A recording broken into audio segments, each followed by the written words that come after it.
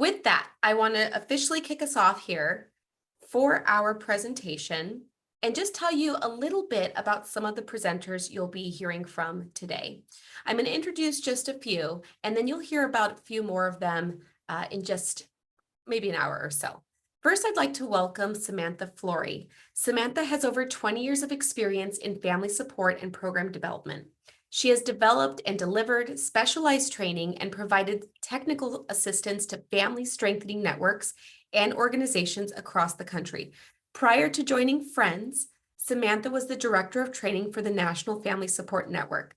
Other previous work include 9 years as a training specialist working with the Strategies program in California, and several years as the Director of Education and Learning with the Executive Service Corps of Chicago.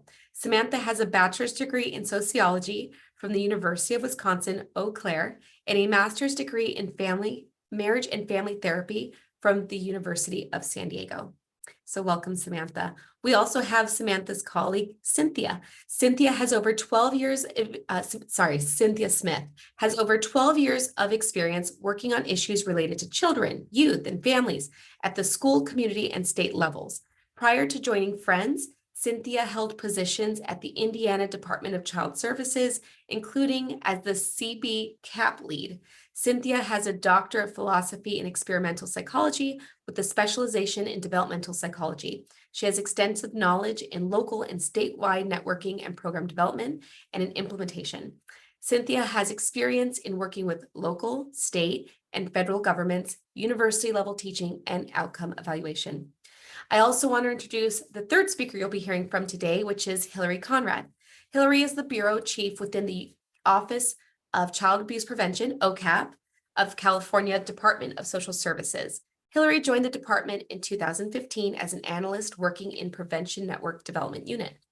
Prior to state service, she was providing direct services to families as a child welfare caseworker and worked for nonprofits and private entities in the human services industry. She is passionate about providing technical assistance to build a more integrated and collaborative prevention continuum of care. With that, I will pass it off to Samantha and Cynthia and say thank you so much for being with us today. Thank you so much, Jessica. I really appreciate this opportunity. Thank you for inviting Friends to the group. My colleague and friend, Samantha, will be presenting in just a few minutes, but I just wanted to open us up with a little bit about Friends.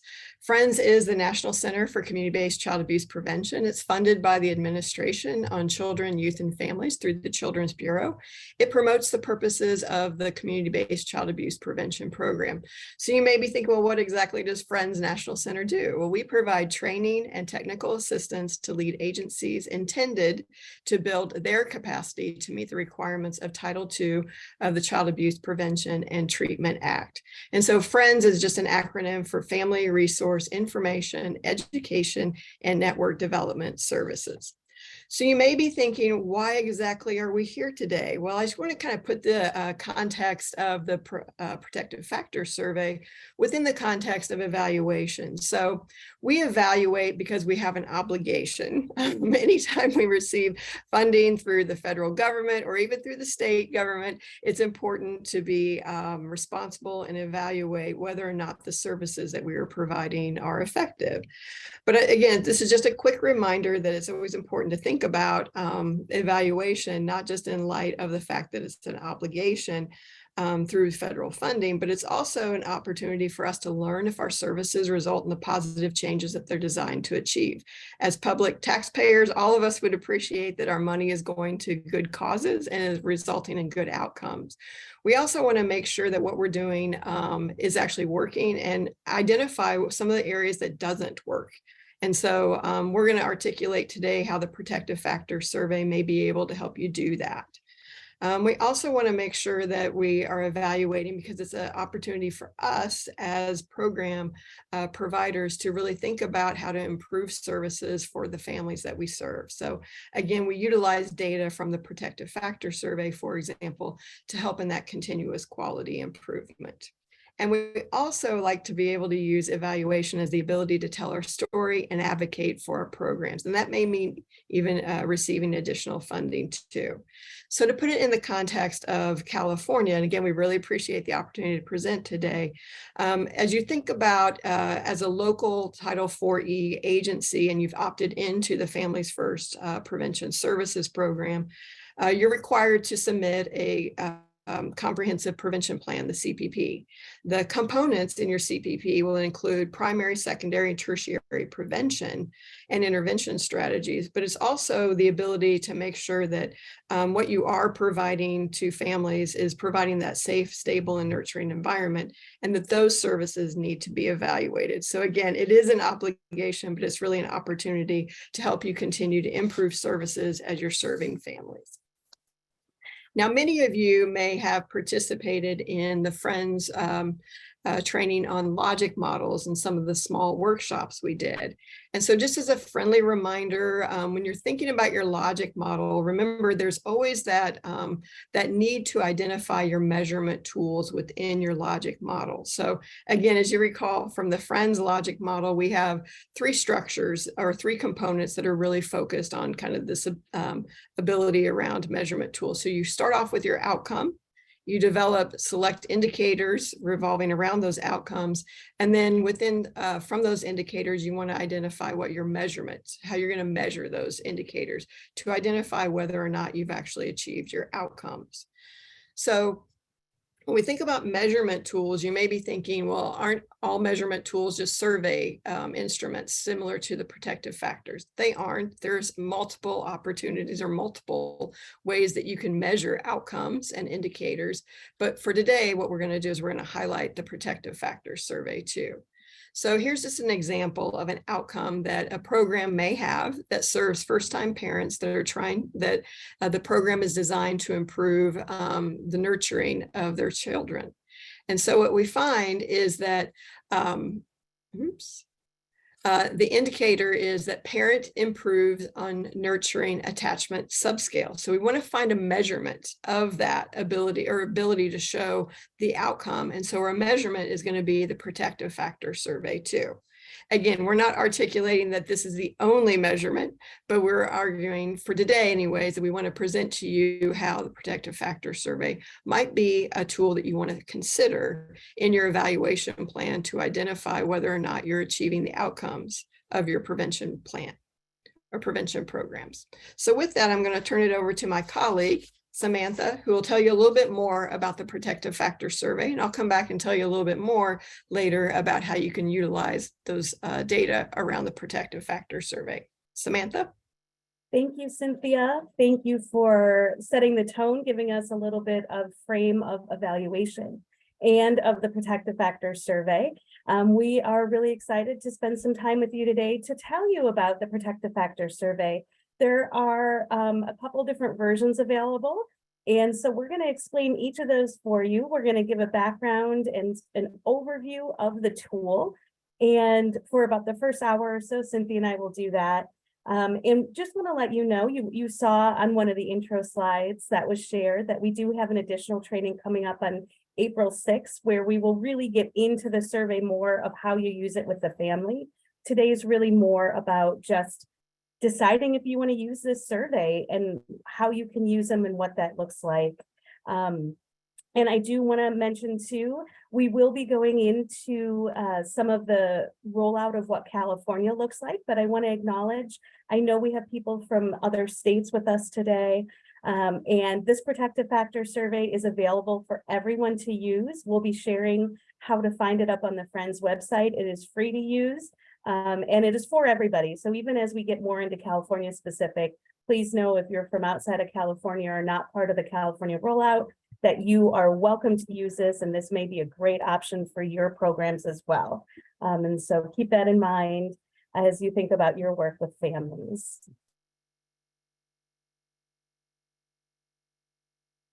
So just want to give you a quick roadmap of our first hour together. You'll have Cynthia and I talking about the background of the surveys. When we say PFS, that is the protective factor survey. We're going to talk about the overview and purpose of the survey, give you some definitions so you understand all of it. And then we're going to talk about how you choose really which survey you want to use. If you want to use the original protective factors survey, or if you want to use the second edition. And then we also have a retrospective version that we'll talk about to help your decision in that. We really just want to give you all the information to help decide first if this is the right survey for you, and second, if it is, which version of it that you'd like to use. We will be sharing a little bit about how you can use this tool to support your program evaluation. Cynthia is going to give us more about data collection and sort of the effectiveness of interventions and programs, how you can evaluate that, and how you can use data from this survey at the organizational level. And we'll, of course, have time for questions and answers, and hopefully be able to give you all the information you need today to make a decision about using the survey. So that'll be, this roadmap's just for our first hour together. The second hour is when we will be hearing from California and from LA County as well with their work with the survey and the database. So let's give you a little bit of background about the PFS, the original protective factors survey. It was validated in 2010, and it continues to be a reliable and valid peer review instrument. Some of you may already be using the original PFS. It assesses multiple family protective factors. It is very much able to still be used, and we'll give you some highlights of what this survey is and the protective factors that it measures. But we also want to say, why is there now a new edition, a second edition of the protective factors survey? Why are these two versions, and what is the difference between them? So we're going to go into that so that you can make the decision about which version is best for you. So like we saw, the original protective factors survey dates back to 2010, but after several years of using it in the family support and strengthening field, we and the researchers from the University of Kansas who had developed the original survey received feedback from you all, from people that were using the survey with families, that there were some challenges with that survey.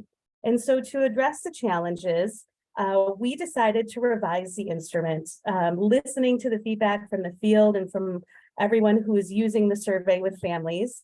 So the revisions on the PFS2, which is the second edition, are intended to capture a broader range of attitudes and behaviors, really by clarifying and rewording some items that may have been confusing, also by minimizing cultural bias, and by collapsing the responsive categories.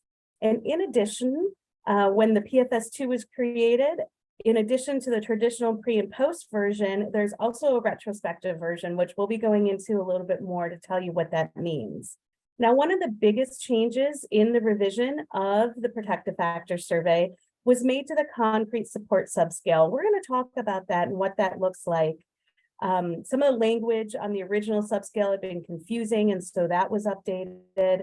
And we really also wanted to give eyes to language that may have been confusing for non-native English speakers. So we'll be sharing that subscale with you and what that looks like with the PFS2. Just want to let you know that the PFS2 was the field test analysis and validation study was completed in July of 2018. So it has now, been almost 5 years since that was completed. So when we look at both the PFS, the original survey, and the PFS2, the second edition, both are reliable and valid. They are both peer reviewed. You can find them both up on the California Evidence-Based Clearinghouse, both listed up there. They measure multiple family protective factors in a single instrument, and in a little bit, we'll show you which protective factors each of these surveys do measure. It can be flexibly administered. We'll talk to you about that and how you can use the database for that. And it's free for everyone. Up on our website, you can download the surveys. You can use these with your programs and with the families you work with. So when we look at these two surveys, I'll say now that ultimately it's up to the program, to all of you, to decide which one is the best fit for your program and decide which one you want to use. Cynthia and I are going to give you all of that information today to make that decision, but ultimately you get to decide which one of these surveys, the original PFS or the PFS2, feels like the best fit for your program. So let's talk a little bit about the purpose and the use of the survey overall. We're talking about both the original and the second edition. And as we mentioned, it measures changes in multiple family protective factors. It also can support some limited individual case planning with families, but we want to make real clear that the survey itself is not meant to be used as an assessment. I know many of you are used to doing assessments with families and filling out assessment forms, and this survey is not meant to do that. How it's meant more to be a program evaluation tool. And it can, as you're using it with families, provide information, of course, of how the family's doing, how their protective factors are. It can help inform your individual case planning, but it's really intended to be more for program evaluation and looking at program effectiveness. And so we'll continue to talk about that. We'll also share how you can use the concrete support subscale to do some more of this individual case planning with families. But again, the survey itself, it's not intended for individual assessment, placement, or as a diagnostic tool. It's more really looking at that program evaluation. And Cynthia is going to share more what that looks like and what that means. But it helps provide feedback to agencies for your continuous quality improvement and also for your evaluation purposes. So let's talk about this original protective factor survey that came about in 2010 with help from the researchers with KU, the University of Kansas. So the original protective factor survey has 20 items on it. It has a 7-point response category. So it's a 1 to 7 scale that has strongly disagree to strongly agree or never to always. And in looking at this scale, those of you that may have seen this survey before, 1 is indicates low protective factors and 7 indicates high protective factors on that 1 to 7 scale in the original survey. The survey is available as a traditional pre and post test. It's also available in Spanish. These are valid and reliable. They are available up on the Friends website and can be used still. We have a lot of programs that are still using this original protective factor survey. So the second edition, the revised protective factor survey, which we call the PFS2, has 19 items as opposed to those 20 that we saw in the original one, and only 5 subscales, as you see here, in a 5-point response category. So if you remember in the original PFS, it was a 7-point. This one's a 5-point response category, 0 to 4, ranges from not at all like my life to just like my life. And some of the questions are never to almost always. And the subscales here, you see that there's 5 subscales. They were revised during this revision to better capture a broader range of attitudes and behaviors of the families that you work with. And you see here that we have 3 checklist items. We've got our concrete supports, which we'll be sharing with you. And we also have more versions with this revised protective factor survey. There is a traditional pre-post. We'll get into what that looks like. The retrospective version. There's a standalone concrete support subscale. And we are also right in the middle of doing the Spanish field test for this second edition. So in the original PFS, the Spanish version validated, ready to use. We are in the process with the researchers in the field test for the Spanish version of the second edition right now. It can be used currently if you're willing to share back some data during the field test, and we can answer some questions about that in a little bit. But it will be very soon as the field test is completed, available as well for wide use for the PFS2. So these are the differences between the two, and we'll get into kind of what they all look like, but just want to take a quick moment to really think about what these protective factors and primary prevention look like. I would imagine that most of you are very familiar with the protective factors, but it's always helpful to take a look quickly before we go into the surveys and which of these protective factors they cover, just as a reminder of the protective factors. And we know that many of you might be implementing programs that address one or more of these already. And you can use the PFS, these protective factor surveys, to measure the impact of your program on your program participants' protective factors and their increase in protective factors. So these surveys can really help you look at these different areas as we look at the screen and know that this is really what helps keep families strong. So let's take a look at the surveys. And first we'll start with the original protective factor survey. These are the protective factors that are measured by the original. You see here, we've got these 5 subscales. It is family functioning and resiliency, social emotional support, nurturing and attachment, knowledge of parent and child development, and concrete supports. So these should sound pretty familiar to most of you that have worked with the protective factors before and are familiar with them. These are the ones that continue to be measured by the original PFS. So if you're working with the program and this is really what you're interested in with families, the original PFS may be a great fit for you if you want to be measuring these protective factors in the families that your program's working with. Now you're going to notice a little bit of a difference as we move into the protective factors that are measured by the PFS2, the second revised edition. So you'll notice here, we've got the family functioning resilience, the social supports, the nurturing and attachment. But here we have a new protective factor for the second edition. This is the caregiver practitioner relationship you see here. And this is really looking at the supportive, understanding relationship between caregivers and practitioners that positively affects parent success in their participation in your services. So it's really about that relationship that your staff and the people working with your program have with the family. And that this second edition is able to take a look and measure that. And then you'll also see here that the concrete supports are measured with the PFS2. And these were revised to be easier to interpret and provide more useful information in the second edition. And so, unlike the original PFS, you'll notice that the second edition does not measure the knowledge of child development or parenting, and I'm going to talk about that in a minute.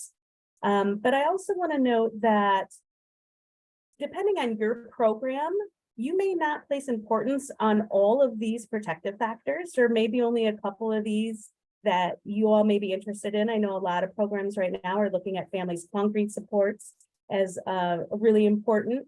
And so when you are looking at using the protective factor survey and reporting on this, you can kind of pick and choose which ones are most important for you to take the data out and report on. But these are the ones that are measured by the second edition. So keeping that in mind when you're trying to decide to use the original or the second, which one of these protective factors are more relevant to your program that you would like to be measuring. That'll help you decide which one of the protective factor surveys to use. And a little bit later, I know Cynthia put in the chat our website. A little bit later, we're actually going to show you where on our website you can go and look at a side-by-side of the original protective factor survey and the PFS2 to really look at the differences and decide which one is best for you. We're just kind of giving you that in-depth information right now. But as I mentioned, and you'll see that there are a couple of protective factors that are not being measured here. And these are child development, knowledge of parenting, and social emotional competence of children. And so you might be wondering why there's no subscale to measure the knowledge of parenting and child development on the PFS2. And the reason it's not there is because knowledge of parenting and child development, really, it's a complex construct, and there's a lot of different components to it. And the researchers really believed that parents' knowledge and competence can be reflected in the attitudes and behaviors that are addressed in the other subscales that we just saw listed on the previous slide. So there wasn't the need for this child development and knowledge of parenting subscale to be here in the PFS2. So if you happen to be a program that may be delivering parenting education or other types of services, and you really want to evaluate this type of component, you may want to see if there's a tool that's specific to the curriculum. For example, if you're using parents as teachers or something like that, and you do want to be getting to know and measuring knowledge of parenting, then you might want to use a tool that's related to parents as teachers to get this information out of there. And same with social emotional competence of children. It's again sort of that complex construct. Their parents' perceptions of children requires a level of their knowledge, and it really measures more perception. And so they didn't feel that this was really important for the PFS2. But you did see that Cynthia put in the chat the same link that is here on the slide to see the Friends Compendium of Annotated Tools. So if you're looking for other tools that might address these, and we've got many that'll measure this specific protective factor on social emotional competence of children, feel free to visit that Friends Compendium of Annotated Tools to get more information on that.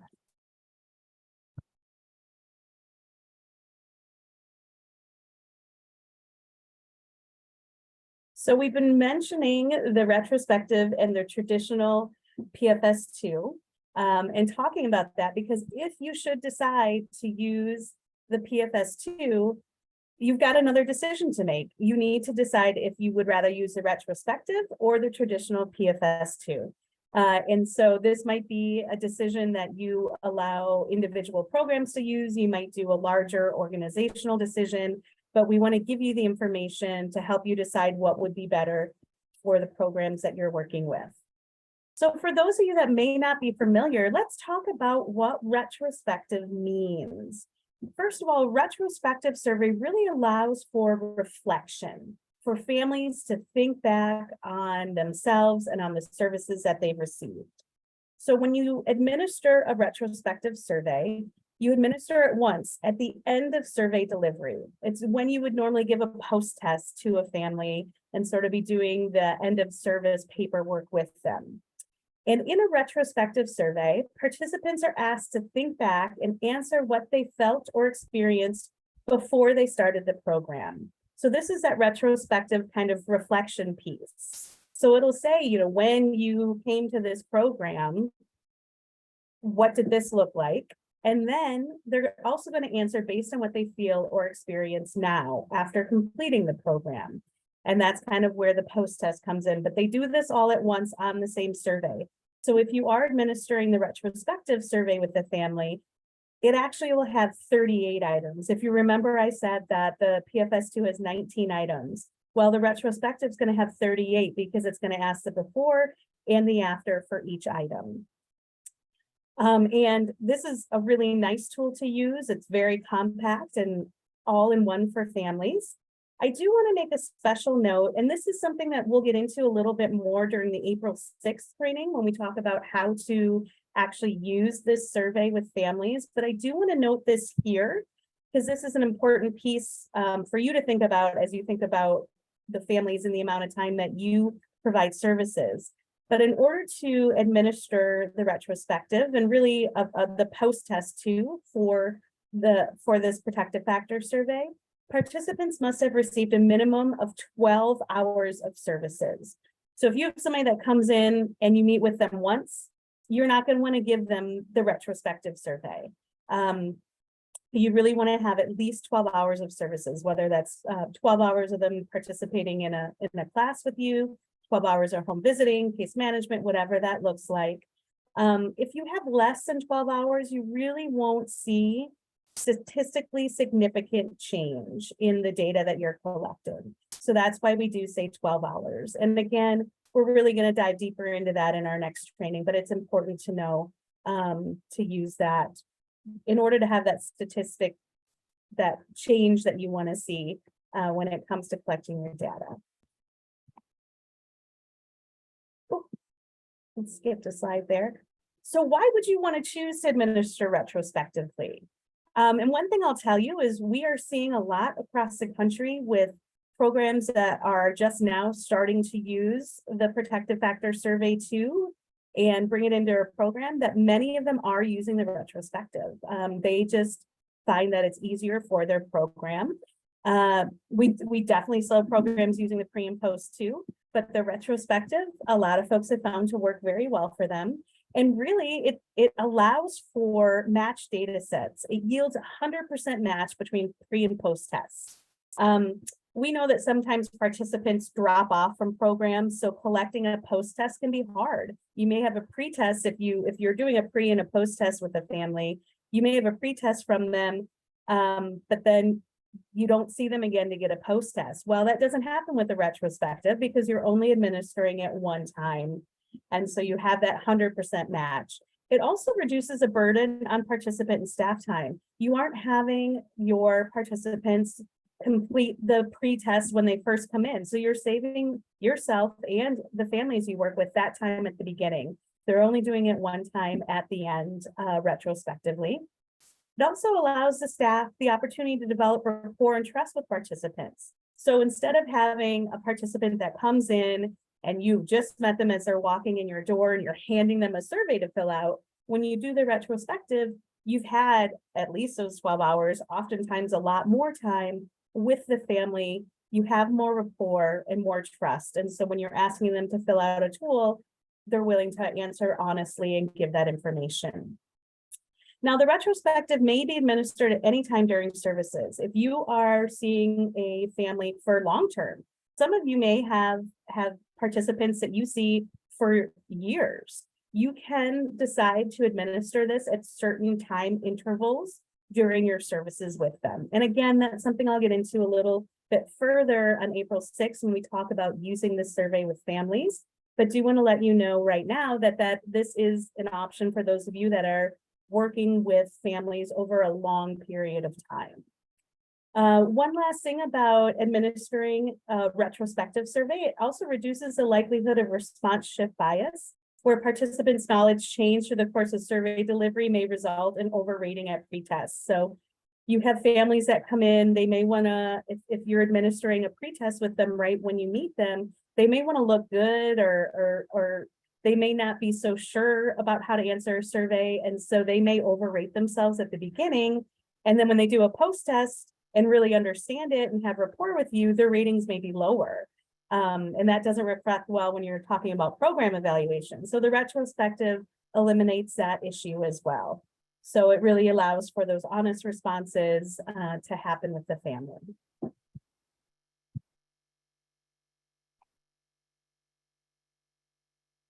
So some things to consider when we think about using the retrospective with the PFS2.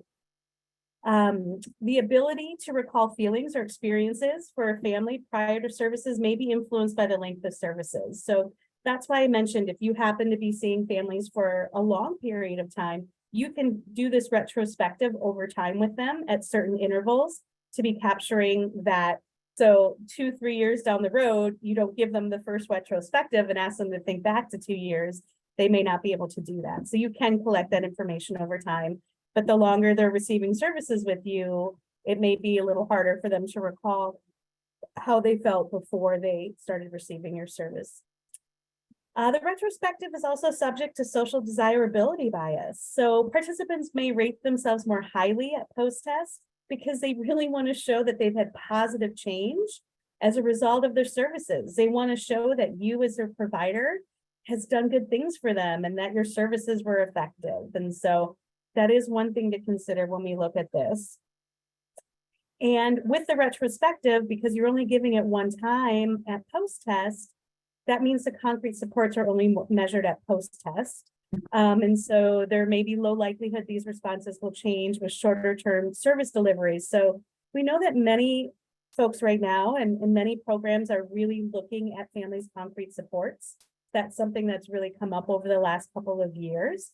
So we do have a standalone concrete support subscale that can be administered as a true pretest. So if you're going to be using the retrospective, you can use the concrete support subscale to get information about the family at the beginning of services. So you're not giving the full pre-protective factor survey. You're just giving the concrete support subscale. It gives you a snapshot of the family needs. It's kind of like an additional data point.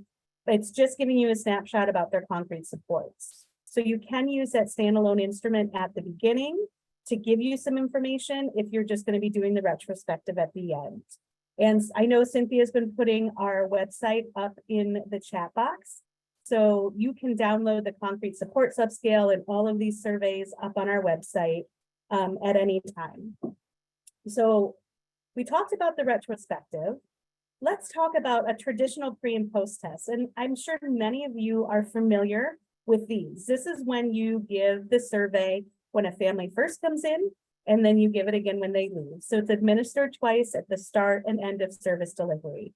And that pre-test establishes a baseline measure. So this can help give you information about the family if you do want to use the pre-test. We talked just a minute ago about the concrete support subscale, which gives you information on their concrete supports.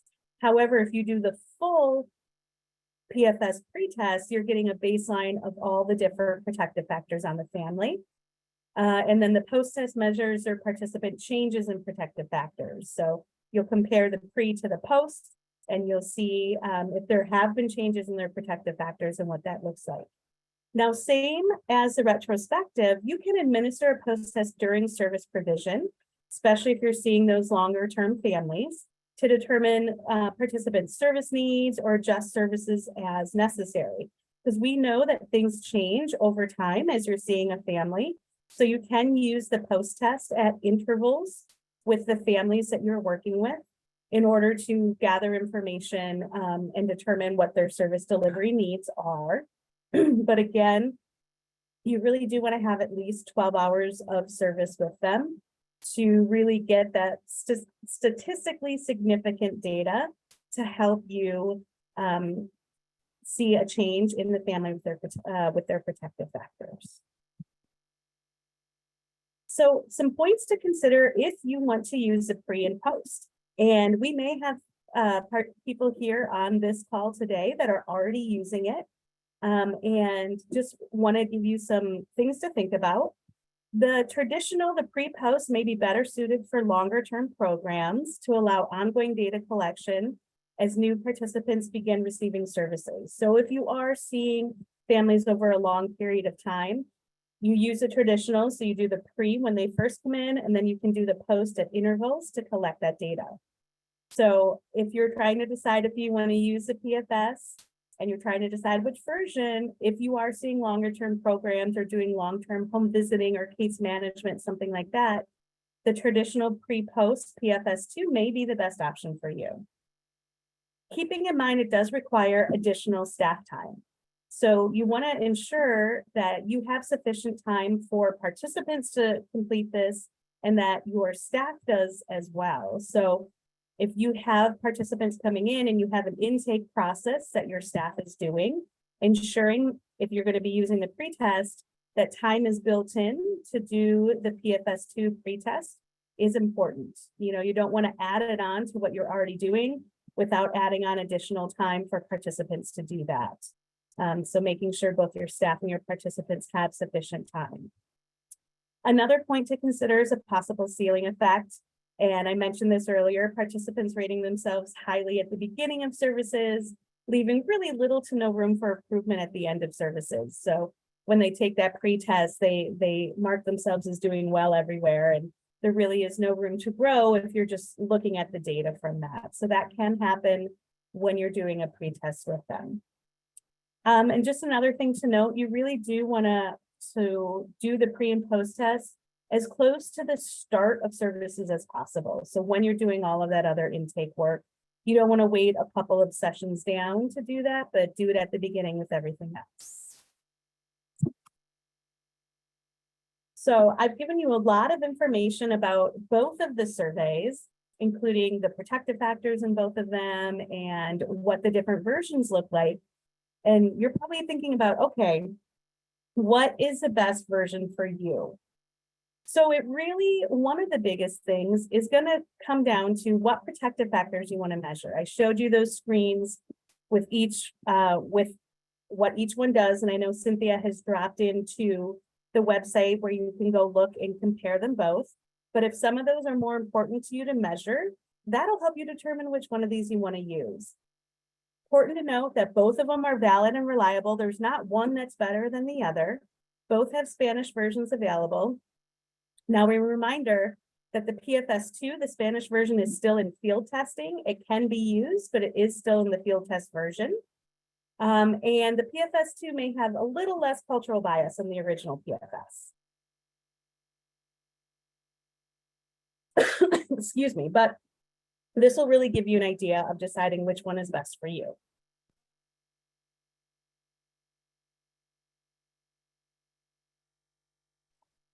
And Cynthia, can you talk about this website for a minute? Absolutely, yeah. So I've placed in the chat the Friends website. And what we do in this particular website is that we do offer you a couple of drop-down options, but one of the questions that we have there is which version is best for my needs. And so you can go there and look at that particular information to be able to identify, again, pretty much what summarizes what Samantha just presented to you all on the Protective Factor Survey and the Protective Factor Survey 2. So this is really helpful to do that. And we also have all of the manuals for the Protective Factor Survey 1.0, the first version. We also have the manuals for the Protective Factor Survey 2 on that website. And you can also, again, download all of the surveys, whether you're looking at the first version or second version. We also have some information on the Spanish PFS2 field testing. So if you have some questions like, oh, I'd really like to use that particular tool, but I'm not sure yet because you don't have it validated or reliability scores around it yet, please note that there is some information there. But also, if you're planning to use the database, that if you are using the database and you do want to use the Spanish PFS2, again, as Samantha alluded to earlier, we're just asking that if you're using the database and you want to use the Spanish PFS2, that in fact you allow us to use those data de-identified completely to be able to reach our goal of the validation for the Spanish PFS2. Hopefully that helped, Samantha. Thank you, Cynthia. And I'm going to be turning it over to you in just a moment to talk more about the data piece. But as Cynthia mentioned, the user manuals, the surveys, everything that you need is up on our website, free of charge. Really encourage you to go up there, take a look through all of this. Look at the surveys, see if they fit well with the programs that you are working with. You can poke around between the retrospective and the traditional and just see what fits best for you. And we're going to go into now, Cynthia talking about data. She's going to talk a little bit more about the database, and then we're going to hear from California about their rollout with the database, and also hear from LA County, who we've been working with the database for, gosh, couple of years now, and how it's going for them. But for now, I'm going to turn things over to Cynthia to go into talking more about how you can use the PFS as a tool to support program evaluation. Thanks, Samantha. Really appreciate it. So I really want to talk for a second about really great questions, by the way, in both the QA and the chat. We really appreciate your questions. I think that several of you have been using the PFS, if not the PFS2, and so your experiences using it has been really helpful. Really appreciate that. I know Samantha highlighted the idea of using the PFS2, particularly the retrospective, after a minimum of 12 hours, and some of you indicated that you use it for a one-time program opportunity. We really do not recommend the PFS2 for that particular outcome measure for that type of program when it's a kind of a one-time event and done. But I really want to kind of put this in context, that I hope that you all, when you're thinking about whether or not you want to use the PFS, whether the first version or the second version, is that you're really thinking about this from an evaluation plan perspective. So I know, again, many of you, as part of your comprehensive prevention plan, really had to start to think about that logic model piece and your evaluation plan. So again, I want to encourage you not to think about the PFS as your one sole source of information on whether or not your program is effective, but really think about it from what kind of information do I need to collect, whether it's from the participants as part of my program, or are there some additional pieces that we need to be collecting besides protective factor survey information. So let me start with, I think it's important for you to think about the demographic information you want to collect from your families. So this may include information like race, education, referral information, because what those pieces really do allow you to do is get into more complex evaluation questions. And you may begin to think, goodness, Cynthia, I'm not a statistician. I don't have a PhD to be able to do this. And I appreciate that completely. So maybe it's time to think about, do we need some external support to help you analyze some of this information? But what I think is really helpful to think about with the protective factor survey is that you really can go beyond just asking that question, does my program work? But it really allows you to begin to ask more nuanced questions like, were the outcomes of your program different for families who were self-referred versus families that were referred by the courts, for example? Or how did the concrete supports change from before and now for the families that were homeless or at risk for homeless compared to families with stable housing?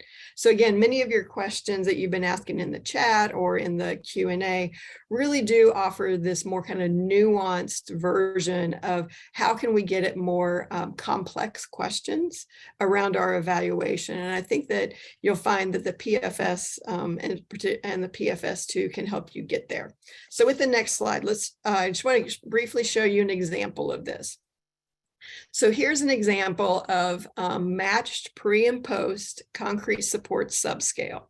So this is what in our protective factor survey online data system, you will actually get a tabulated table of information that will show you the mean or the average, the standard deviation pre and post, and it'll also show you the percent of families that improved from pre to post. These are all what we call prearranged or pre-canned reports in our database, and they really can't be manipulated for demographic information or things like that. That's why I'm saying you might need some external evaluation support. And please feel free to reach out to your university folks, your community college contacts, because they always have projects that they need to have their students work on.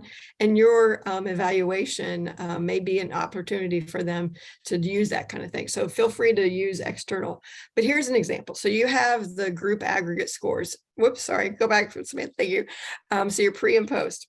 So in the pre-test for the PFS on the concrete supports, and this is actually from the PFS too, the score was 2.53. And many of you may be thinking, is that good, Cynthia? Is it bad? It depends, right? Friends does not have any kind of preset, here's where your program should be measuring on average. We don't have that. It really depends on the program itself, how many contacts you have with the family, with the frequency, the dosage of the program. It may depend on the families that are being served as to where you are in terms of these averages. But let's just take this as a hypothetical example. You had over 300 participants. The pre-test concrete support subscale measured 2.53. And again, remember, Samantha said earlier, the subscale measures from 0 to 4, 0 meaning less of a protective factor, 4 meaning it's a higher level of a protective factor. So 2.53 is not bad, right? I think most of us would probably be happy if our families came in scoring 2.53 on the concrete supports. It just means that they're able to, on average, meet a number of the different pieces that the concrete concrete support subscale measures. Like they were able to pay their rent in the past month. They had stable housing. They also didn't have, in the past year, they didn't have to delay medical care. They didn't have to live at a shelter. So in other words, they had stable housing, things like that. But on the post-test, they had, the average was 2.7. And so you may be thinking, is that statistically significant?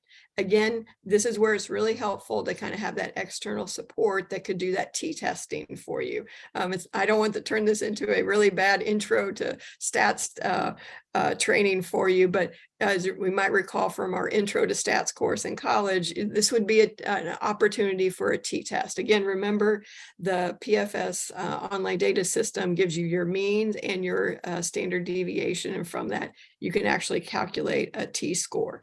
And more than likely this actually is significant. And again, the reason why it's probably significant is because you have such a large sample size. If you're looking at relatively small numbers, maybe say you've served 30 families and the results are 2.53 to 2.7 on your post-test, you showed improvement, right? You did see improvement, but it may not be statistically significant for 30 families, but it may be for 300 families, again, based on statistical significance. Where I think that you might want to consider kind of more complex questions around this is the idea of, remember when I said the question, does it matter if the families started our program at risk for homelessness? And maybe what we find is that 80 out of 340 of these families actually scored like a 1.75. And then at post-test, they had a score of 2.52. That's where you really can take this information and show where different types of families have maybe more successful or maybe impacted more by the programs that you're serving. So we'll switch to the next slide. Thank you, Samantha. So let's talk a little bit, just briefly, about the PFS online data system. It is a web-based tool that allows users to access online data system. You don't have to have any special software and download it onto your computer. It literally is web-based. It manages all aspects of the PFS and the PFS2. You will locally own your own data, and the state may ask you to share your data, and that's perfectly fine for them to do that. But generally speaking, programs actually own their own local data. I know we did have a question in the Q&A about whether or not, if you're a contractor and you oversee 12 different organizations, can you merge all of those organizations together? Generally speaking, no. It really depends on how you have access to those data, but there will be an additional training on the PFS online data system in April that I really highly recommend if you're interested in this data system or you're already using it, to ask those kind of questions then. What we really think is a hallmark of the online data system is that it actually allows you to administer the PFS and the PFS2 in digital ways. In other words, you can actually literally have a direct interaction with your clients. And for example, let's say your staff have tablets with them or even their cell phones, and they can hand over their cell phone or their tablets to the client and have them literally complete the survey in the PFS data system for you. So it's literally on hand at that time. But you can also send the link to the survey via text or an email link or even a QR code to your clients as well. And so that's kind of this nice notion of not having to do the paper and pencil version anymore, but you can actually do it digitally as well. So but again, if you don't have access, digital access while you're seeing your clients or the families, don't worry, you can still do the traditional paper and pencil and be able to come back and do that data entry into the data system. So next slide, please. Thanks. So this is just a kind of a quick snapshot of what the system looks like. And I think that LA County is going to tell you a little bit more about their experience with the database system. So you get an idea of, how other counties have currently used the database, what's been helpful, what are some of the challenges with that as well. So hopefully they'll be able to share some of their experiences with us in a few more minutes. So the last thing I really want to talk about is, okay, now that you have these data, so again, if you're using the database system and you have these canned reports that give you the mean, standard deviation, and the percentage of families that are showing improvement, What I really want you to do is not feel like you alone should be trying to make decisions about whether or not your program has been successful. So while you're collecting your PFS data, I think it's very, very important for you to think about how you're planning some time and how you're going to review the data results. And so this is where I really strongly recommend having a data review team. Well, who exactly should be on your data review team? It really should be those individuals with critical perspectives, and that may include parent leaders, program staff, who really need to understand the results of the PFS survey. And they can also help you to make recommendations for continuous quality improvement. Because again, our recommendations around the PFS, whether it's the first version or the second version, is that it really is designed for program evaluation and continuous quality improvement. It's not designed to do client assessment pieces, but it really is kind of those evaluation pieces.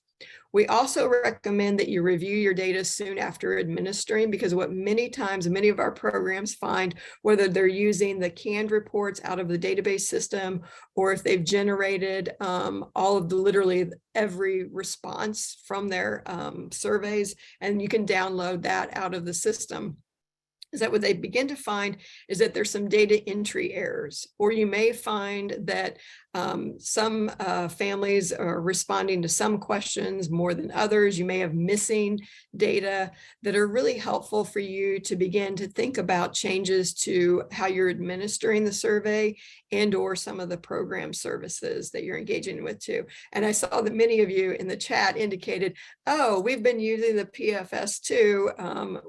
Prior to those 12 hours, we were wondering why we weren't seeing any impact on our services.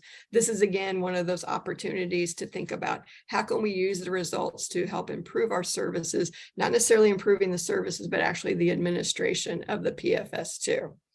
And one of the last things I think you want to think about when you do receive or you have those PFS data evaluation results, do those results actually ring true when compared with other reports and observations as well?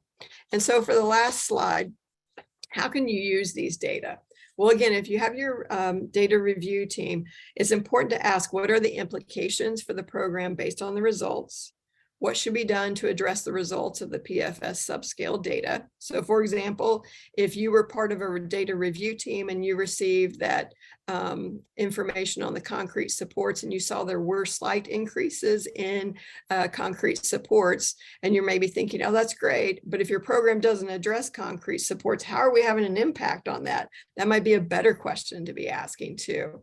The other thing is that you want to make sure that you have a communication plan around your results. So you want to be sure that what you're learning from your PFS results, outcomes, or results for your outcomes, is that you're actually sharing that as well. So one of the key things is you want to make sure that you're sharing the families that are participating in your program.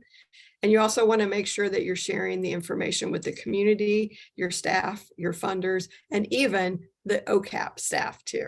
So with that, I think we're getting ready to take on some questions.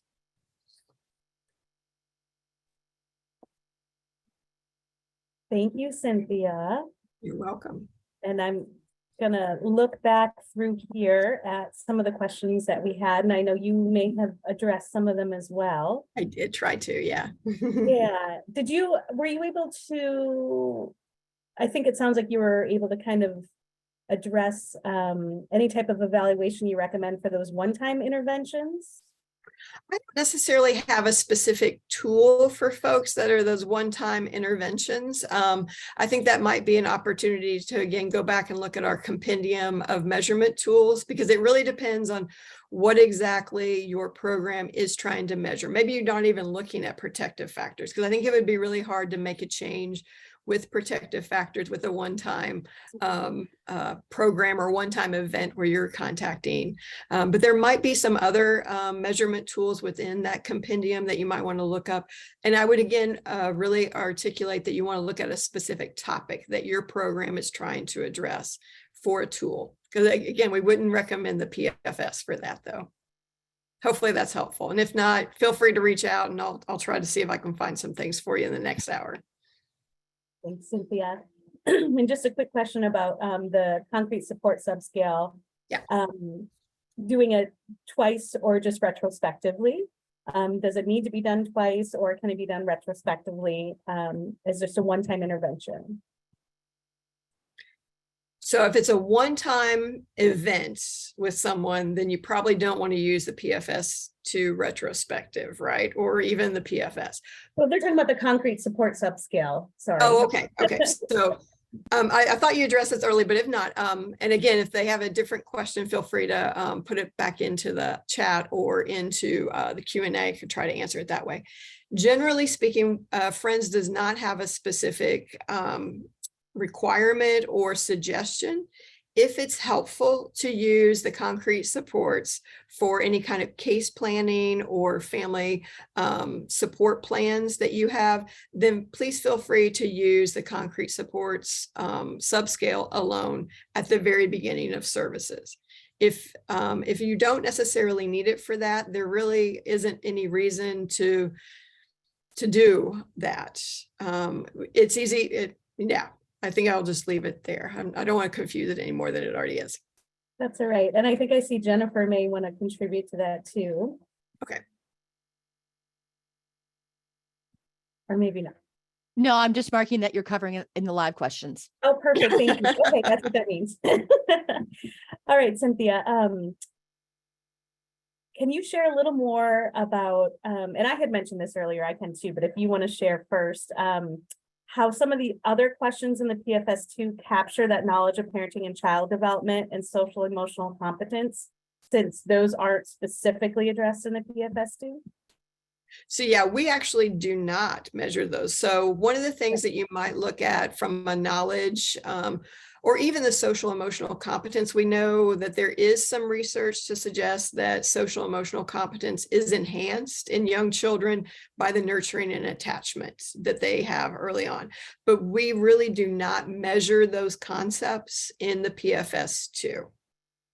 Yeah, and you can gain some of it, as Cynthia was mentioning, through the nurturing attachment and some of the other questions that are asked in the PFS2 survey. Again, they're not exactly addressing those, like they're not asking specifically about the knowledge or the social emotional, but you can glean some of that information just through the other questions, some of the other questions like the nurturing and attachment that are there.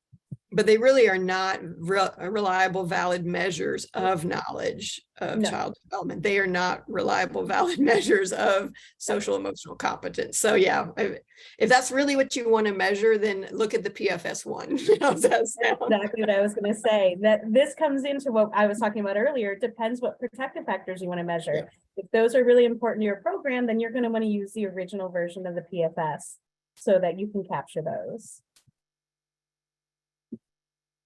Another question is, we already collect near identical demographic questions in our intake. Is it okay to use the PFS without the demographic information, or only with the demographic information we don't already collect in the case? So yeah, that's a great question. We've had that before. Like, do you have to use the demographic information from the PFS or the PFS2? You do not have to use those. And the database actually allows you not to have to collect that as well. So the database is kind of nice. You can either add it or you don't. So yeah, and I agree. If you are already asking that question in your intake, in your assessment, initial assessment with the families, then I wouldn't ask it again. No. We just figure out some way that, again, if you're using our database, the PFS ODS online data system, then you wouldn't necessarily have what you already collect in your initial assessment within that database. So you might have to again do that download of the raw data, so to speak, of your survey responses in order to do some more of those kind of complex evaluation questions, trying to get answers at that. So. Thank you. And I know we're getting close to time. I'm going to try to address the next couple I can see real quick. About April 17th training, California is going to be talking about that more in the rollout. So stay tuned to who that's open for. When it comes to the cost of the PFS online database, it will depend. If you are part of the California rollout, that will be free of cost to you. If you are not part of the California rollout, you can reach out. We've got a larger company that oversees and holds the database. Cynthia, I don't know if you know cost for people that are not part of the rollout or CDCAT, what the. I think the cost is probably around $60 to $80 a year. So I think there's like a monthly fee, but it's relatively inexpensive compared to some databases. Some of you may be like, Yeah. oh. There is a setup fee that's fairly, I don't want to say fairly significant. It might be $1,000 or $2,000 for a setup fee, but then there's just a smaller monthly charge to hold your data. But it is very cost effective compared to others. There is no cost to use a database. If you're sending out the survey, like you don't pay, for that. Like once you have the database, you can do whatever with it, sending it out to people or whatever. There's no additional cost to be sending it out. Real quick, an hour of service, it really depends on your program. But yeah, it can be whether somebody, if we talk about an hour of service, if somebody comes to a parenting class, if that's 2 hours, there's their 2 hours. If somebody has a home visit, from 45 minutes to an hour, that counts as an hour of service. It can be any type of interaction with your program, events, classes, home visiting, whatever that looks like for your program. We're going to talk, California is going to talk now about their rollout with the online data system. If you are not part of the California rollout, please stay so you can hear just about the data system. LA is going to talk about it. And then visit our website. There is a link right there for the database that talks to you about how you can get set up with it. Everything's right there on the Friends website. And we will be doing a demonstration of the database for the California rollout. And again, they're going to be talking about that in a little bit. And just one last question, Cynthia, is there a way to interpret PFS data to identify community needs? Not as a diagnostic tool to represent individual family needs, rather for the system's community indicator view? That's a great question, Colleen. So generally speaking, we have thought of the PFS and the survey data generally around program evaluation, but I could see where if you have enough data collected, right? Again, if you're only doing it on 30 families versus 300 families, it'll probably tell you a little bit more if you have more families completing the PFS. I think that it could be used, I guess, to help identify some systemic or community level. But again, when we think about what has this tool been really validated on, it really is about the program evaluation piece, not necessarily as a needs assessment tool or as a systemic measure of protective factors. But I could see if you have enough data being collected around the PFS, you might be able to. But again, I'd want to know how many people had completed it. Thank you, Cynthia. And I know we are going to turn things over to California now. Cynthia, thank you so much for presenting with me today. Here's our contact information if you want to reach out to us. You've been getting our website link in the chat. That's where you can get all of the information about this. You are also welcome to email Cynthia or I. We will still be here for the next hour, and I think we're both going to go through the Q&A. If there's anything we didn't get to, we'll type in some answers for you. So thank you, everyone. Samantha, Cynthia, thank you so much. Such an informative presentation, and you've given everyone a lot to think about related to the protective factor survey and continuous quality improvement and program evaluation. And now I'm going to take over the second half of this show and give you even more to think about related to the protective factor survey and how to collect that data. Jessica mentioned at the beginning that I'm Hillary Conrad, and I'm the Bureau Chief of the Office of Child Abuse Prevention, and I'm happy to be here with you today. Next slide, please. So just a little bit of a roadmap for the rest of this training is I'm going to talk about why California even wants to launch this online database. Then we're lucky enough to have some of our partners from Los Angeles here to share about their experience with the Protective Factor Survey, as well as with the Protective Factor Survey database. And then we're going to talk about how we are going to launch the database in California, just as Samantha had mentioned, and what that's going to look like. And then finally, we'll go over next steps. Next slide, please. So why does California even want to consider this database? Well, one of the reasons, similar to what Friends mentioned, along it being an obligation, for us, it's a mandated statute requirement for OCAP. We're actually tasked with making sure that we're improving programs across the state. And this is one way that we can start to collect consistent data and have an idea if programs that are funded with OCAP funds are working. We also see this as a great way to start to make it easier for counties and their providers to collect this information and make it easier for them to also have a place to show that their program is working or figure out why it may not be working. It's a great way for us to also build evidence about prevention in general.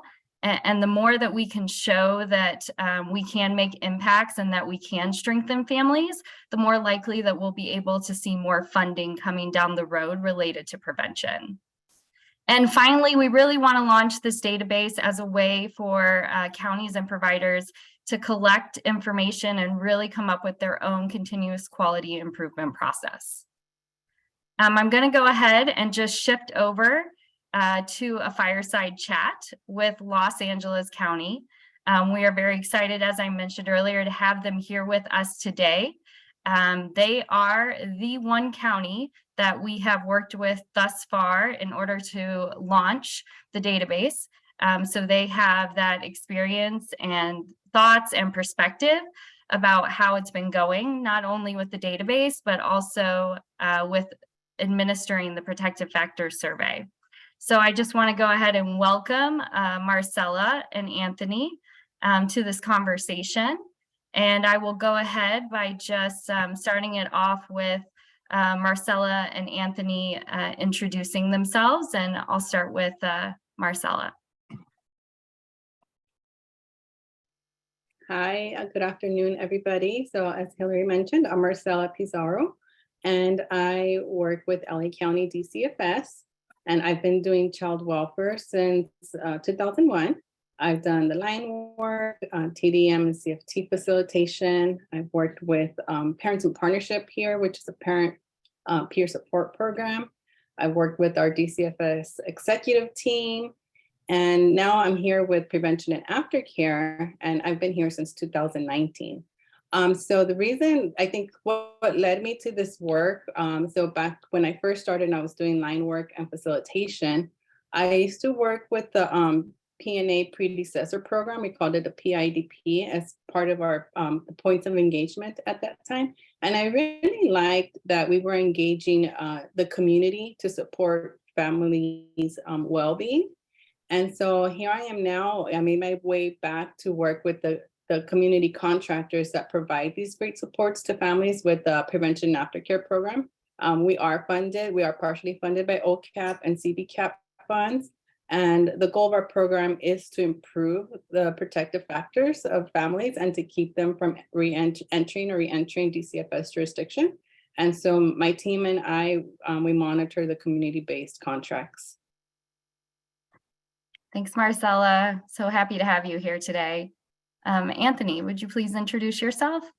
Sure. Good afternoon, everyone. My name is Anthony Melgar. I'm the program manager for the Prevention and Aftercare program for SPA 1, also known as Antelope Valley, the most northern part of Los Angeles County.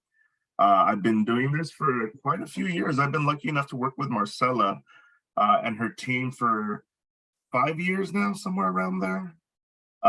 So I've been with the Prevention and Aftercare program since early 2018.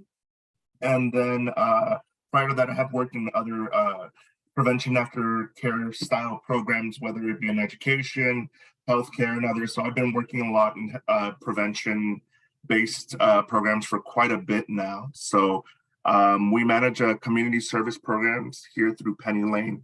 A very diverse bit of programming that we offer. Thanks, Anthony. Happy to have you here as well. And it's nice that we can have both perspectives today, not only from the county administrator side, but also from the direct service provider. So Marcel, I'm going to start with you.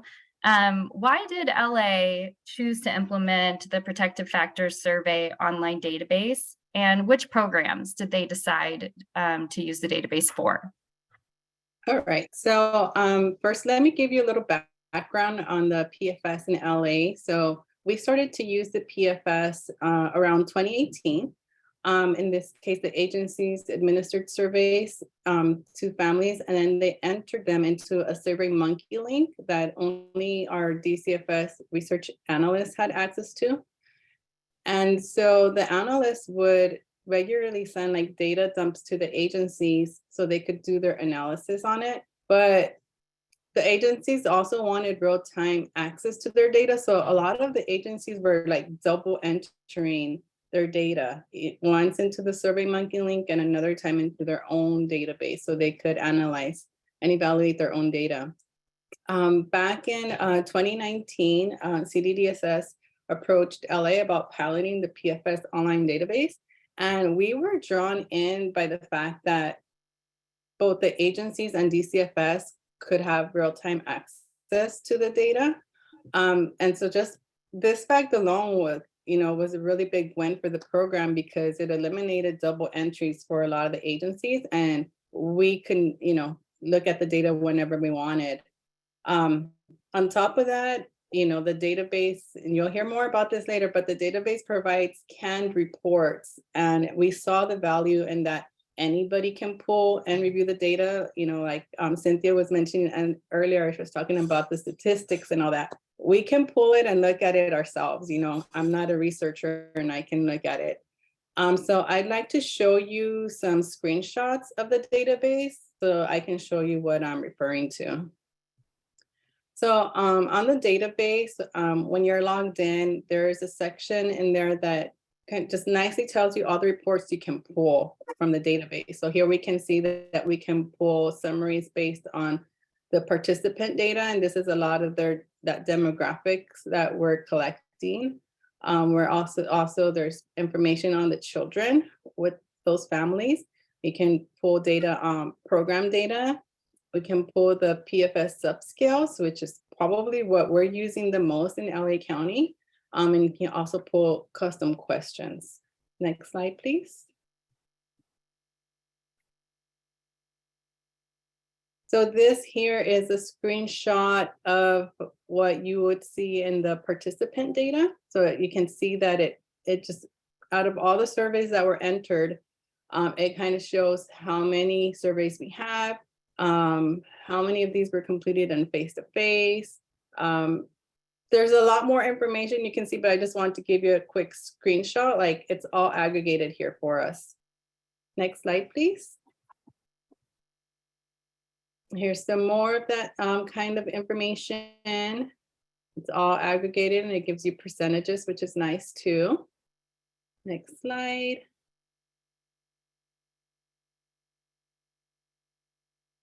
This is a snapshot of like children data. And as you can see, it's all de-identified. So it makes it easier to share this kind of information. Next slide. And this is the PFS subscale. So here you can see how it, we can see just a snapshot. I'm not a research analyst, but I can see what the scores were before, like the mean scores, what they were at the post-test, and a percentage of who improved, all in one place.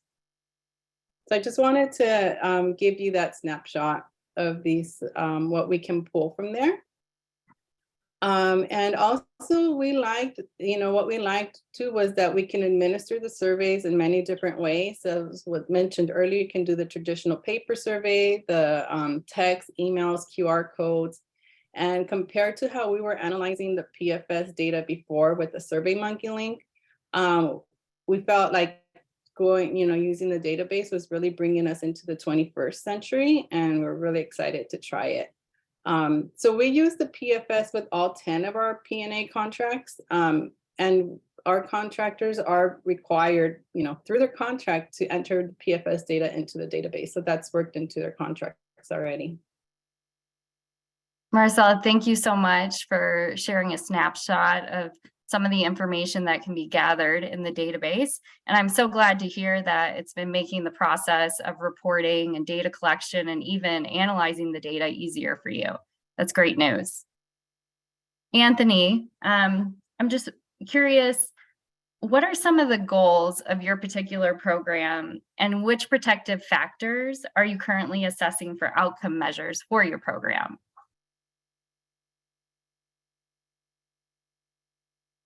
Sorry, technology. Yeah, so our ultimate goal of our program is to reduce child abuse and neglect, right? So we're looking at the various protective factors that we believe to be the heavy stressors for families, right? Typically, our approach is always looking at housing, concrete support services, stuff like that.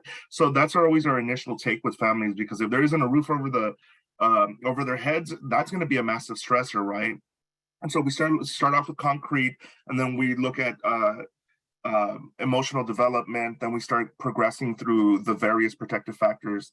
And so ultimately for our program, it's always from like a bottom up approach with the protective factors.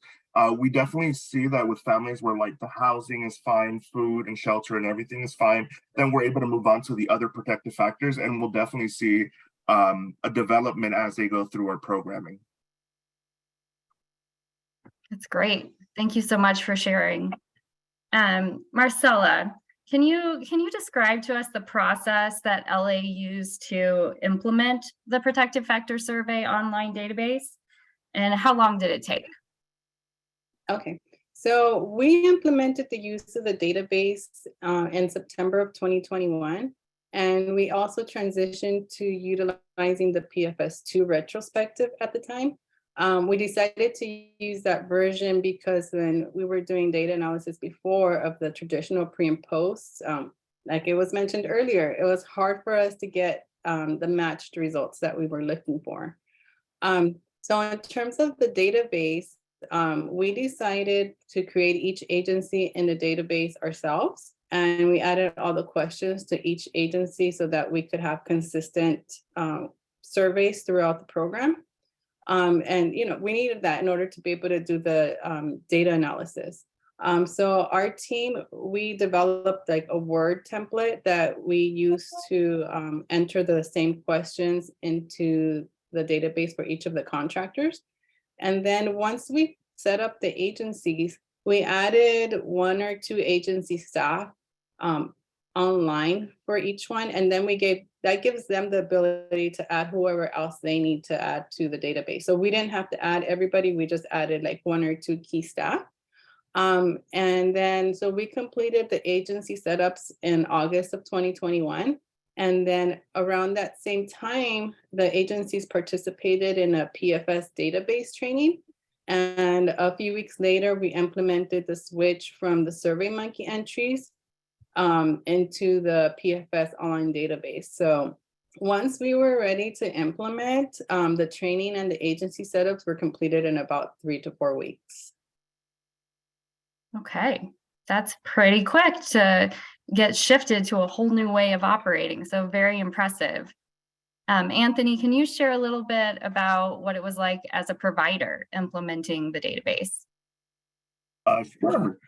So one of the things, obviously, our approach has to be, how do we train our staff? How do we get them to understand the concepts behind the survey, right? Because ultimately, for example, we do case management. So my case managers have to be able to know the ins and outs of the survey, a little bit behind why we're doing this, what we're trying to accomplish by implementing this survey. So for us, it's very much so a hands-on approach where anytime we onboard any new staff, one of the first things they do, other than the amounts of HR and all the other stuff they got to do when they start, is they do the protective factor survey themselves. We do a pre and a post with them, so that way they can get a feel for what it's like. So that way they can start noting their questions and asking, why are we asking this, or why just why overall, right? So they're able to see that perspective of the person taking versus the person implementing. And then after that, we'll have them proctor the survey with the family, like a first family that they'll shadow someone doing it. So we try to kind of have them hit the ground running as soon as they start with the survey. Now, as far as like the database or anything like that, we actually have one designated individual that is in charge of the database, because we just want to make sure that the data is consistent in the way that's inputted. In our experience with databases, like Marcela said, we used to have the Survey Monkey. So we used to have about 2-3 people inputting the data. There would be duplication and it wouldn't be live data. So then once it's inputted. And so your data becomes skewed rather quickly. So because of the way the system operates, it allows us to go back, edit, modify, and update anything that needs any updating. And so the implementation, I've been lucky that I've been around a while. So we worked with the previous PFS survey and the previous system. So we saw the challenges. So we were able to learn from that first initial contact to now with the new PFS2 that we utilize. So it's been rather quick. So I got to tell you, because we started with the PNA program contract in 2021. And within, I want to say, a month, so about 3-4 weeks, we started implementing the survey and I want to say about a few months later, that's when we transitioned to the PFS2 and the new data system that followed. Okay, thank you so much for sharing. I want to shift gears a little bit and talk about some of the challenges that were experienced during the implementation, and then also some of the benefits and the excitement behind it. So Marcela, I'll start with you. Can you describe some of the challenges that you've experienced, and what are some of the ways you have overcome those challenges? Sure. So when we first started having discussions with the PFS database, we were hopeful that we were doing away with all manual analysis of data. But we learned, that it's only possible if we didn't add any custom questions. And since we did add custom questions, we still have, we don't have canned reports for our, nicely aggregated like all the other questions in the survey, which we really appreciate that part. And we also have, like if we need to add new questions to the survey, like any new demographics, and that's a challenge. But how we've overcome it is that we do have a DCFS research analyst. And so she does the manual analysis of all the custom questions for our quarterly and annual reports and any other additional data that we need, because you can pull raw data from the database. Okay, that doesn't sound like too many challenges, so that's good. Anthony, with the surveys that you're receiving, are they demonstrating that the program is strengthening families? And how are you using the database to make that determination? 100%, I would agree that it is. You're able to, especially if you're zoning in on a specific protective factor, and then because we're able with a database to go back and look and compare the pre and the post for families, we're able to see when there's longevity, right there, you're able to keep them long enough to see that there was an impact. You're able to see the fluctuations in how the family is evolving throughout the time while they're in your care and your services. And so for us, being able to just zone in, for example, there might be a family where the concrete support was the specific one where we're like, they're having issues here, so let's see what happens 3 months from now, where we're able to connect them with employment, with food pantries, with whatever they needed, right? And then we're able to see that it improved. That shows to us that maybe that acute situation worked out, but then we're also seeing like long-term whether or not they're more stable, right? Because you're trying to prop families up not to be dependent on you, but thrive, right? Thrive on their own, give them the tools they need to be able to be successful independently of your services eventually. So it sounds like in addition to being able to look at how the program, how it's strengthening families, you were also able to figure out other ways to connect what other services might be helpful to that family based on looking at the data. Oh, 100%.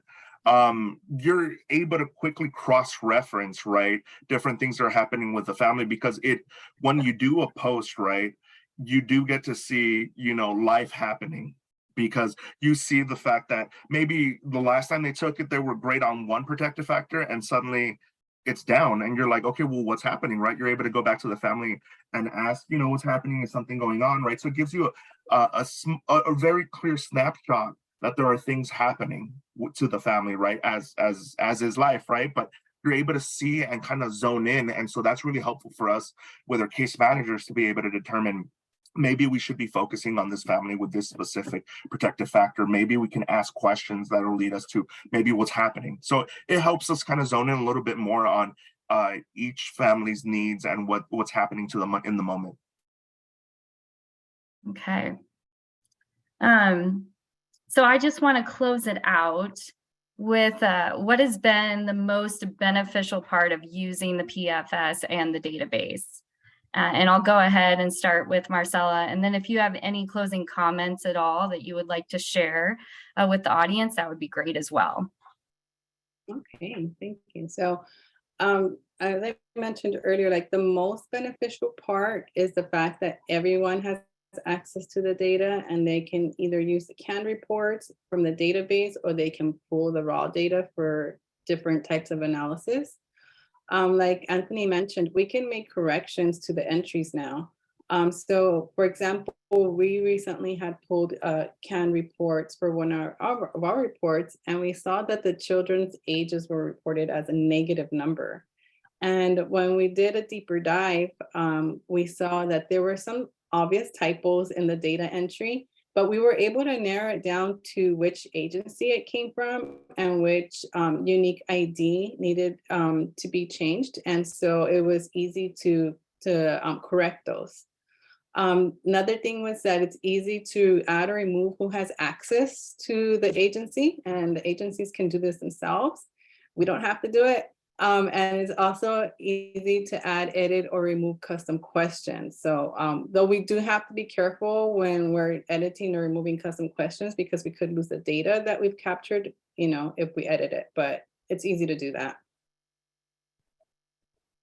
Okay, thank you. And then Anthony, what has been the best part for you in regards to the protective factor survey and the database? So I'm as someone that had experience with the previous database, I got to tell you, I feel like me and Marcella are on the same page about having a user-friendly database that's not just a data dump that's collecting the data and then you have to have someone run analytics on it. I can have somebody that does not know how to run data reports and all that. Just a few clicks away, it's there, it's live, we can update. I don't know how many times we would get phone calls in the past like, hey, why is this not matching what you're reporting with the previous system? And so we're like, so how do you want us to fix that? And it's just like, you can't.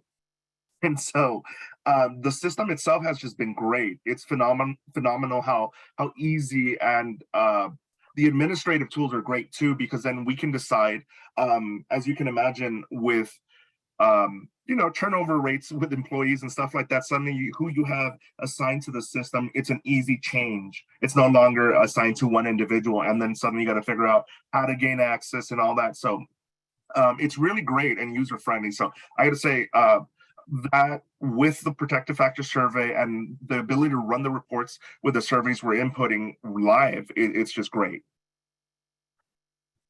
So can I confidently say that you would recommend the protective factor survey and the database? 100% jointly. You need both. I'm telling you, it's great. That's wonderful. All right. Any other closing comments before we move on and open it up for Q&A?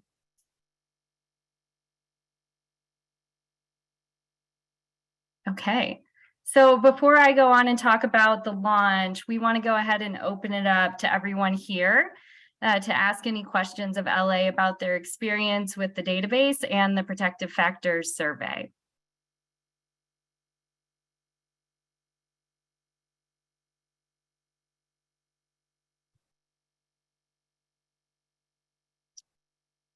So it looks like, Anthony, we have a question for you.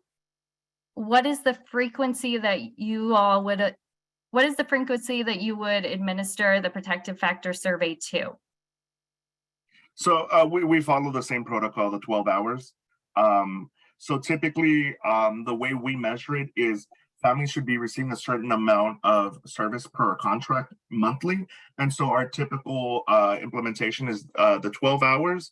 And then that ideally should be within 3 months. So it should be a 3-month interval, assuming that you're meeting the required time allowance per family. Okay. I have another one. Oh, it went away. Oh, there's a question here from Susanna about, does the database allow for integration with other data systems? That's a great question for Samantha and Cynthia, but I would say based on my understanding of the database at this point, no. But I'll see if Samantha and Cynthia want to add anything there. This is Cynthia. You are correct. It does not allow for the integration with other data systems. I think Marcella made the point that it's possible to download like the raw survey answers and then incorporate it into another database like SPSS or SAS or even Excel, where you can then integrate it with another data system to merge those data. So it is possible to do, but it's not possible within the actual database itself, the protective factor survey online data system. Thank Good you so question, much for that. Thanks, Samantha. Thanks. And then we have another question from Michelle. Do you run into issues with the low completion rates of the surveys? And then how do you manage that?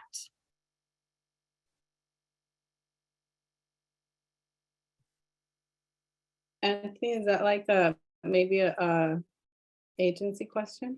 Okay, yeah, I just wasn't sure if you want to step in or not. So it just really varies. I would say depending on, you have clients that ultimately are going to go MIA, that are just going to stop responding to your contact. You do your best to communicate with the clients, right? We do sometimes have some clients that it's just, they complete the first one and then we don't get the longevity. And so I think that's just kind of the nature of the beast with any survey. I don't think it's specific to the PFS.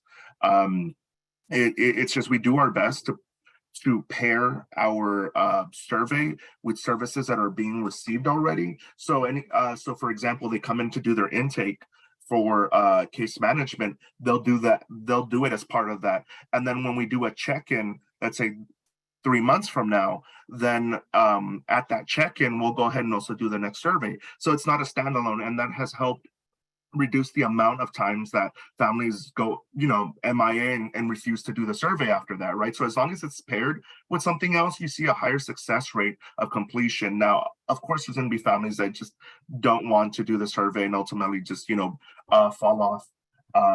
But that's what I would say would be the issue with longevity. It's just individual families that maybe don't want to deal with it. I can add to that too. I know overall, like we've heard agencies say that if they had some kind of incentive for the class or that they would not give the incentive until after the survey was completed. So kind of like, oh, here, now you're all done. So here's the, incentive, whether it was a gift card or something for doing the class, they would hold off until the survey's been completed. I can just add one more example. So for example, an incentive doesn't have to be an actual like gift card or anything like that. It could literally be like, for example, we use it with the individuals that participate in an anger management group, right? And so they'll do the pre and the post, but in order to receive their certificate, that they have to complete the survey. So I wouldn't know if I would call it an incentive, but you got to have to set it up as part of your system as well as part of your processes into your programming, because anyone you'll ask is like the less paperwork, the better for them, right? So people don't necessarily want to fill it out unless you force them or incentivize it in some shape or form, right? So, but you got to do what you got to do to collect your data. Thank you so much for those tips and tricks. I have one more question here from Magdalena. Is there a higher rate of completion between the paper version and electronic versions among Spanish speakers?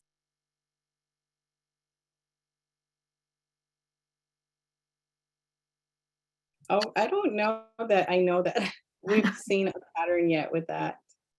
I don't know if you've seen anything, Anthony. To be honest with you, it's not something we've necessarily looked into. Mhm. We, for the most part, we just take a holistic approach with the data, right? It's just about getting everyone to complete the survey, rather than us focusing specifically on the Spanish speakers. I will say, cultural nuances do come into play when you start using like a Spanish survey versus like, or utilizing the English one and having someone translate it. So those things do take, can make an impact on the data collected, but as far as the rate of completion, it's not something we've looked into. Okay. And what are some lessons learned in helping support staff to support parents in the administration of the survey?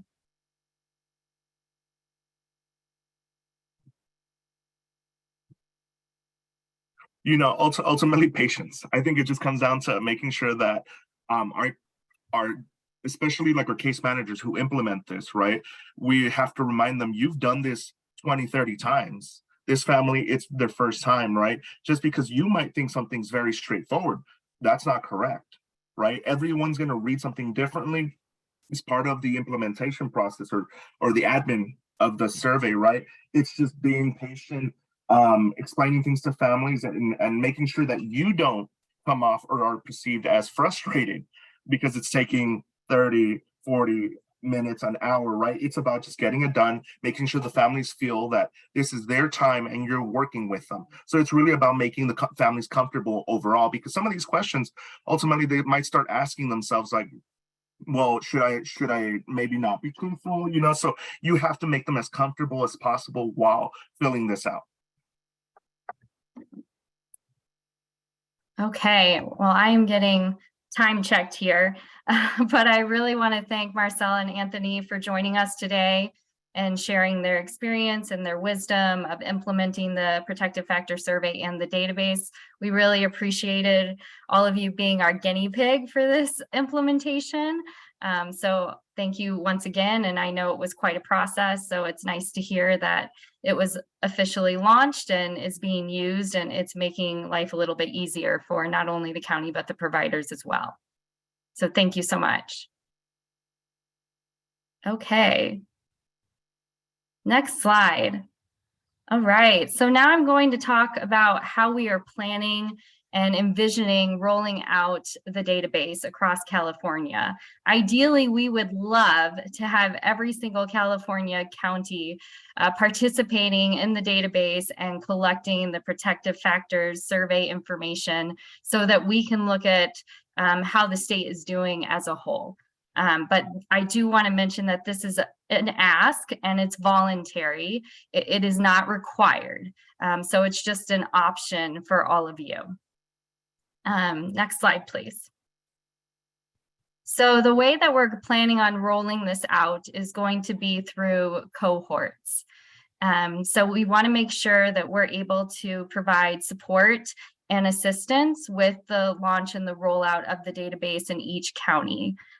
So we're asking county child welfare agencies or Title IV-E agreement tribes to basically figure out who they fund provider-wise, so that a cohort would be your county and Title IV-E agency, and then the OCAP funded organizations as well. We're planning to have the size of a cohort be about 5 to 7 counties, and then their OCAP funded providers. And as I mentioned already, this would be completely voluntary. To be included in this cohort or future cohorts, you can go ahead and email us at ocap-pnd@dss.ca.gov. I think somebody will drop that in the chat as well. And we plan to hold trainings for each cohort, and we plan to do this quarterly so that we're opening this opportunity up, not just today, but in the future as well. And the first phase of the implementation and working with the cohorts will begin this summer. We're trying to figure out the best month, given not really sure how much time counties are going to need to make the decision about if they want to participate in a cohort. So next slide, please.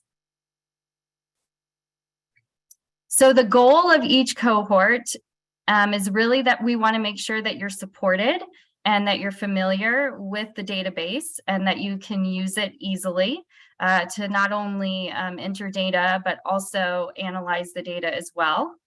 We want to make the whole process of evaluating whether or not your programs are working easier. And then we want to also help to make sure that you're using that information to figure out what's working well and what's not working, and how to make sure that you are improving your program with a continuous quality improvement process. Next slide, please. So how do you participate in a cohort, and what does that mean? So as I mentioned earlier, a cohort would be the County Child Welfare or the Title IV-E Agreement Tribe and the funded providers that are funded with OCAP funds. And all of you will be trained on how to use the database. Each of you would receive a passcode so that you can go in and actually enter data into the database and kind of look around. And then finally, we will provide technical assistance to the Title IV-E agencies along with the OCAP funded providers. Next slide, please. So how are we going to do this through training? You've heard training mentioned a few times today. The first training is just about if you want to learn more about the Protective Factor Survey. And that training is on April 6th, and that's focused on how to administer the Protective Factor Survey. And that training is open to everyone. So there is no limitation on who can attend that particular training. And I encourage you, if after hearing today's presentation, you're interested, to definitely go ahead and attend that training. Then on April 17th, there's going to be an in-depth, I'll call it a demonstration of the Protective Factor Survey database, and that will be about 2 hours. This training is only opened to our Title IV-E agencies and our Title IV-E agreement tribes. This training will help them to make a decision about whether or not they actually want to participate in the cohort. So if you've already, based on today, decided that you're very confident that you want to participate in that April 17th training, please go ahead and email us at ocap-pnd by April 12th. Okay, next slide, please. So next steps. You've heard a lot today. You've heard about the Protective Factor Survey. You've also heard about the Protective Factor Survey database, and now you're hearing about how do you possibly implement the database in your county. So the first thing is, like I said already, if you've decided that this is something that you're interested in as a county or Title IV-E agency, please go ahead and email us. There is going to be a selection process because we want to make sure that we can provide quality technical assistance and support to not only the counties, but also to our OCAP funded providers. So the way that we are going to select which counties are not only attending the training on April 17th, but also who are going to be participating in the first cohort is we're going to look at your current OCAP annual reports as a way to determine if we feel that you're ready to move on with this database. We're going to look at who is already has providers that are using the Protective Factor Survey or who is interested in attending the training. We're going to pay attention to the size of the counties when we're figuring out this first cohort of 5 to 7 entities. And then for this April 17th training, there will be up to 25 counties that will be selecting based on the criteria that I mentioned earlier. So that is how we're planning on doing it. And those are next steps. And next slide, please. And I just want to open it up because you have received a lot of information today, and we want to make sure that we're being clear with everything that we're sharing and that you're aware of how to move forward if you are interested in the protective factor survey or the database or both. So we'd like to know, what additional support do you need in order to make the decision about whether or not you want to participate in the California Protective Factor Survey online database? And if you have some ideas right now, if you could go ahead and drop them in the chat, that would be very helpful to us.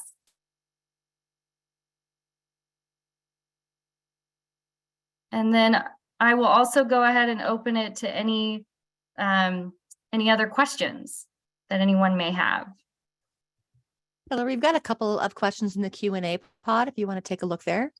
Okay, great. Okay, so the first question I have is from Laura. Can you use the database if you are in LA County but not part of the cohort? And yes, there is. So it's very interesting. Friends developed the database, and they have actually two options. They have one where you can go through the state, and that way we can also see the data as well. Or there's a public database that Samantha mentioned briefly. And so if you didn't want to participate in ours, then you could possibly participate in that database, and that would be connecting directly with friends. Is that right, Samantha?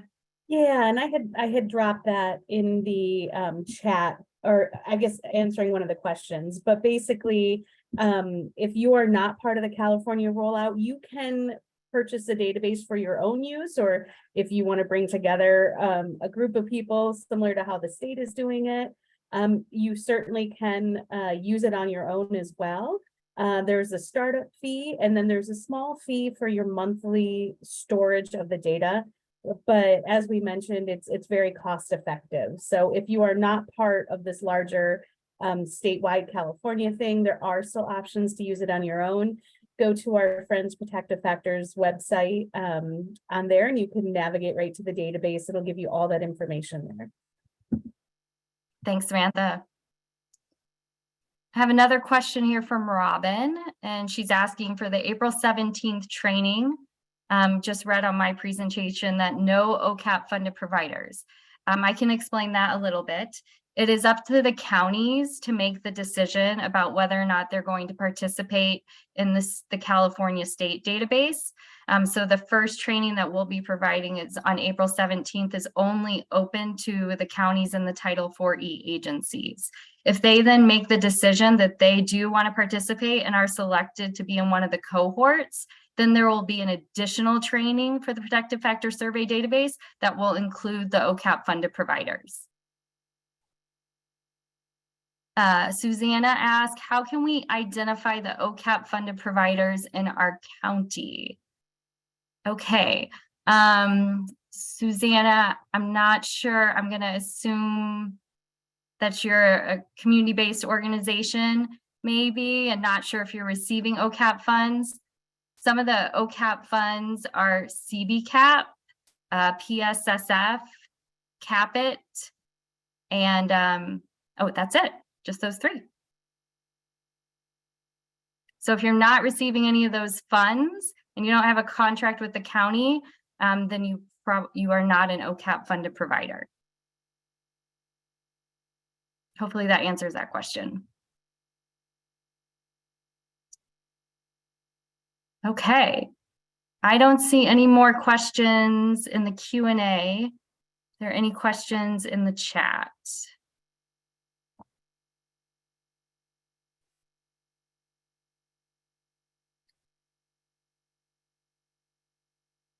Hillary, I see one from Elizabeth on whether you see a role for the PFS survey and database with the FFPS work, and if so, how do you see it fitting? Elizabeth, that is a great question. And I'm also going to open it up to my staff because I think they also have some thoughts about this. But I would say one of the goals with FFPSA is really to be elevating that prevention is working, right? So that we can move upstream. And this is one way for a county to start to look at their programs more holistically and start to see whether or not their prevention programs are working. Like I said, it's not required, but it might be a tool that would be helpful in implementing your FFPSA program and implementing your comprehensive prevention plan. Does anyone from OCAP want to add anything else? Sure, I think Hillary, you did a great job explaining that. And in addition to that, when we think of the FFPS program itself, we think of primary, secondary, and tertiary prevention services. So if we're also thinking about primary and secondary prevention services, what are those interventions that you may not be currently really doing a program evaluation for? So could we use a protective factors survey, or could your agency use it to help really do that process of evaluation? Is this program and are these investments working? And so that is one way in which you could also look at it and incorporate it into the FFPS program and maybe into the CPP or the comprehensive prevention. Hope that helps. That was great. Thanks, Brenny. Okay. Well, I just want to thank all of you for being here today. I look forward to seeing any questions or comments or interest, or any ideas of how we can further support your decision making about whether or not you'd like to implement the database or the protective factors survey.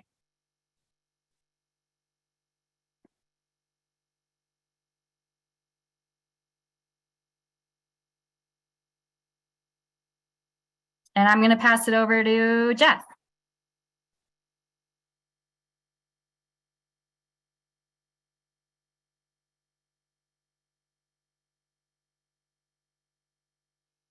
Not sure if Jess is having audio problems, so I'll just jump in. So thank you from Caltrin for joining us. So you can see on the screen what's next. We'll be dropping a link to the survey and the attendance certificate in the chat right now. So if you will complete the survey, we'd really appreciate it to get a better idea of your feedback and any additional questions you had about today's webinar. And also, if you need that certificate, you can get that through the survey as well. You'll get a follow-up email from Caltrin with the recording, the slides, the resources, etc., in about the next 2 days. We'd also like you to register if you're interested in moving forward with the PFS for the webinar that's coming up, and the link was just dropped there. And then finally, stay connected with us. Look for the next issue of the Caltrin Connect with all of our upcoming trainings. And thank you very much for joining us today.